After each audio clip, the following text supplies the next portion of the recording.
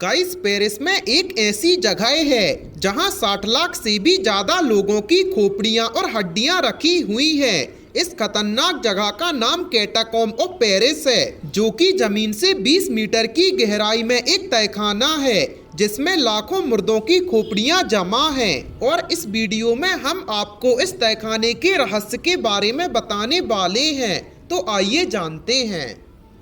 नमस्कार दोस्तों, आपका एक बार फिर से फैक्टी नॉलेज की वीडियोस पर स्वागत है।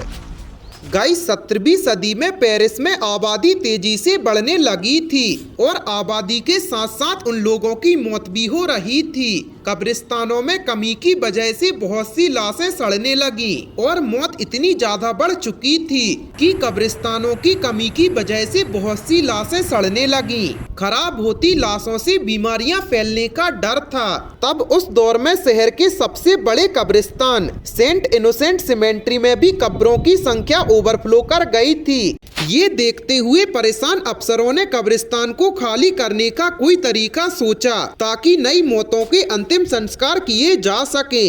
इसी बीच सेंट इनोसेंट सिमेंट्री की एक बड़ी दीवार गिर गई और इस पर ही आनन फानन के फ्रांच अफसरों ने एक तरीका सोचा कि शहर के एक हिस्से पर जमीन की गहरी और लंबी चौड़ी खुदाई कर एक कब्रगाह बनाई जाए। इसके बाद पुराने कब्रिस्तानों से भरी लाशें निकाली गयी और उन्हें ढोकर उस जगह पहुंचाया गया जहां तहखाना तैयार हो चुका था, और फिर उन अधगली लाशों को तहखाने में एक साथ दफन किया गया।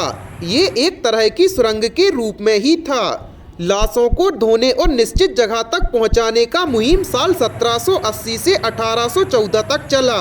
एक तरफ लाखों लाशें तहखाने में डाल दी गयी, वहीं बहुत सी लाशों को मेहरबदार कब्रों समेत तहखाने में रख दिया गया। ऐसा माना जाता है कि ये सुरंग जैसा तहखाना लगभग 320 किलोमीटर के दायरे में फैला हुआ है और इसके काफी बड़े हिस्से में क्या है ये किसी को नहीं पता। रहस्यों की दुनिया में जाने की चाह में पेरिस के कई स्थानीय तैराकों ने अपने पूल से तैरते हुए सुरंग तक जाने की कोशिश की थी। कब्र का ये तहखाना भले ही डरावना हो, लेकिन इसे देखने के लिए दूर दूर से लोग आते हैं। पहली बार इस तहखाने को साल 1874 में लोगों के लिए खोला गया था। तब से लेकर अब तक करोड़ों लोग यहाँ आ चुके हैं। हालांकि यहाँ जाने से पहले लोगों को हिदायत दी जाती है कि अगर वे किसी खास गंध सकरी जगह और हड्डियों को देखने से डरते हैं तो वो यहाँ ना जाएं। कई बार ऐसी भी चीजें हो चुकी हैं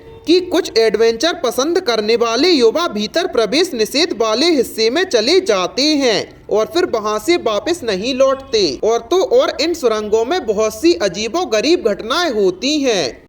गाइस, आपको इस सुरंग के बारे में जानकर कैसा लगा हमें कमेंट सेक्शन में जरूर बताएं और ऐसी ही अमेजिंग फैक्ट्स के लिए अपने चैनल को सब्सक्राइब करें।